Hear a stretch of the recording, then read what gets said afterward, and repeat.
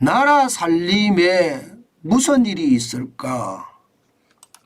예, 부채 더미에 큰일 났다. 참 무서운 이야기가 나오죠. 진짜 무서운 이야기가 나오는 것 같아요. 나라 살림하면 여러분도 뭐 잘 아시겠지만 문재인 정부 때 워낙 많이 살포를 했기 때문에 그 당시에 나라 살림에 대한 이야기를 제가 많이 드렸어요. 그런데 윤석열 정부 와서도 나라 살림에 대한 이야기를 하고 있다는 자체가 아직까지 나라 살림이 진짜 좋지 않구나. 국간이 굉장히 어렵구나.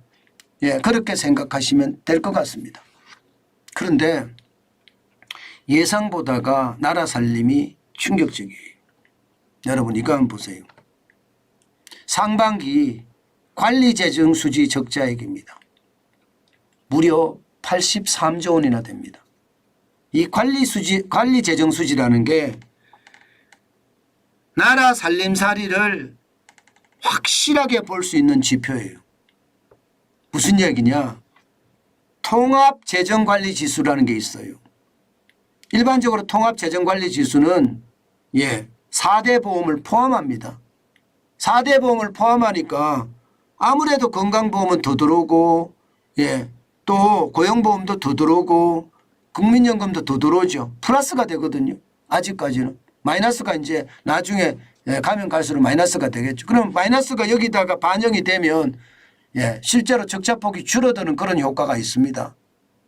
그런데 관리재정수지를 보면 이게 순나라 살림이라고 이야기할 수 있어요. 순나라 살림. 어차피 말입니다. 4대 보험이 나라 살림은 아니잖아요. 그건 각자 보험을 낸 사람들이 타가는 거니까. 그건 나라 살림이 아닙니다. 그런 상황에서 보면 관리재정수지가 83조까지 떨어졌다는 건 제가 봐서는 굉장한 충격이다 이렇게 생각합니다. 실질적으로 한번 보실래요? 실질적으로. 나라 살림은 수입은요 296조 2천억 원인데 지출은 351조 7천억 원입니다.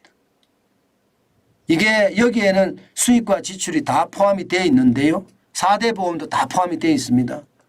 그래서 통합재정수지라고 이야기할 수 있는데 통합재정수지가 55조 5천억 원의 적자입니다.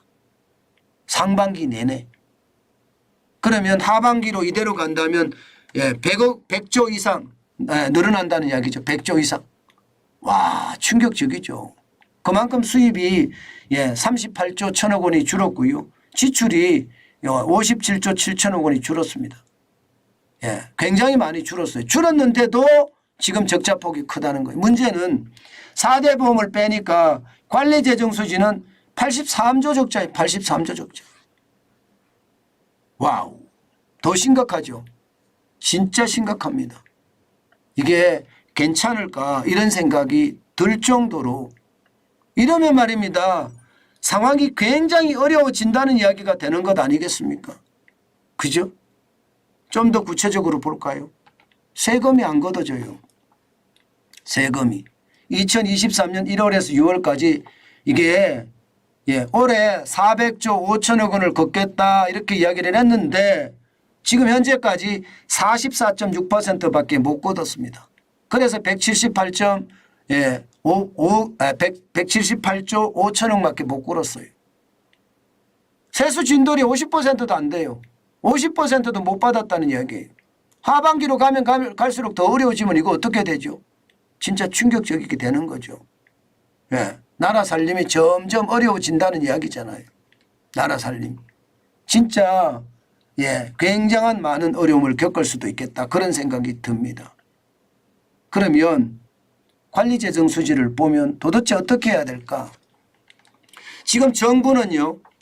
올해 말입니다. 58조 2천억 원의 적자를 내겠다고 했습니다. 그런데 지금 현재 83조 적자예요. 이제 줄여가야 되겠죠. 줄여가야 되겠죠. 중요한 게 여기서 나타납니다. 나라 살림에 무슨 일이 이렇게 이야기하는데요. 세수가 덜 거치면 우리가 어떻게 해야 되죠? 세출에 대한 구조조정을 단행을 해야 되죠.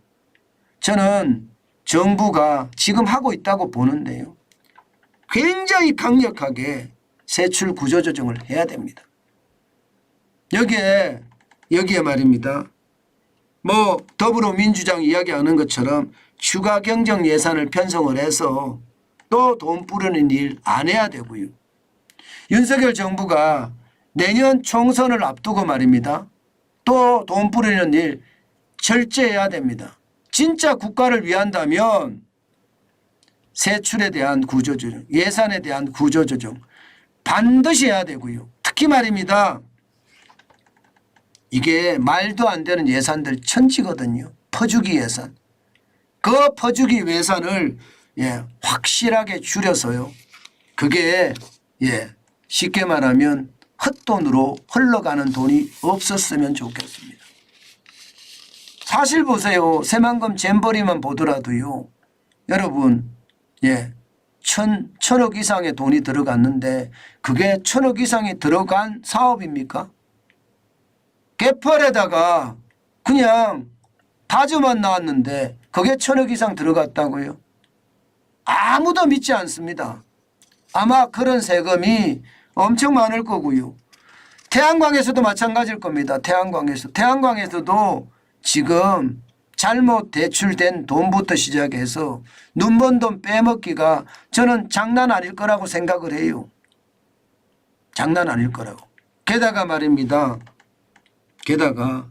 눈먼 돈이 함부로 써지는 게 있을 거예요. 예를 들어서 함부로 써진다는 게 아니 윤석열 정부에서 돈은 받아놓고 윤석열 정부를 비난하는 그런 데모나 해쌓는 그런 말도 안 되는 그런 일은 없어야 되지 않을까요? 저는 추가 경정 예산을 편성할 것이 아니라 더 단단하게 나라의 국고를 보강해 가면서요.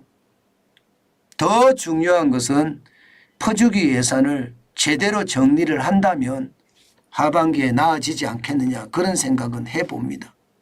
그렇지만 늘 제가 말씀드리는 대로 너무 늦어요. 너무 늦어요. 지금이 벌써 8월이란 말입니다.